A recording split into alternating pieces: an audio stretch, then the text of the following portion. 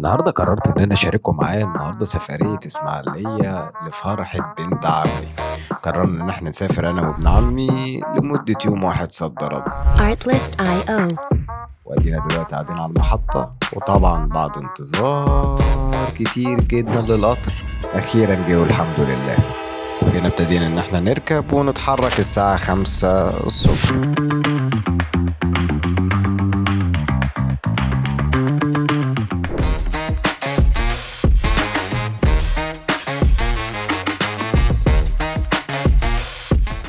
أخيرا وصلنا إسماعيلية بعد مشوار 8 ساعات. بقالنا 8 ساعات صح؟ 8 ساعات وربع. أخيرا إحنا مسافرين بالليل واصلين الصبح. اللهم صل على النبي.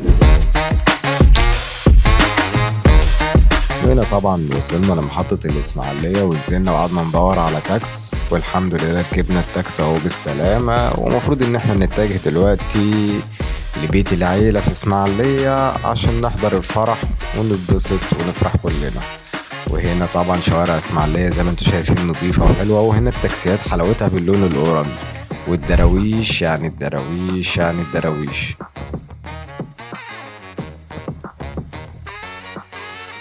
رحنا الفرح زي ما انتوا شايفين كده. هنا محمد ابو عماد كان على طول مكشر، معرفش ليه مش فرحان.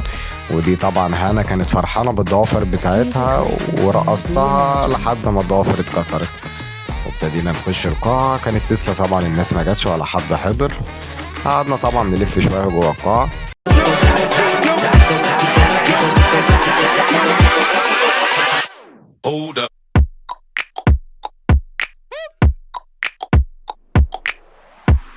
هنا بقى قررنا لحظة توليع الفرح.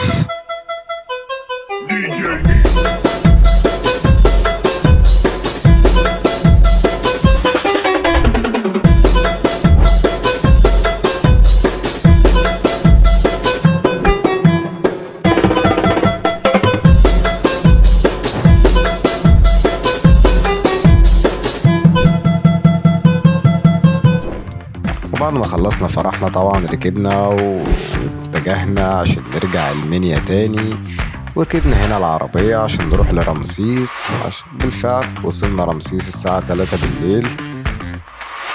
طلعنا على محطة رمسيس لقينا القطر واقف، فقررنا احنا نركب. وهنا جبنا سندوتشات عشان طبعا ناكل، ما كلناش من الصبح.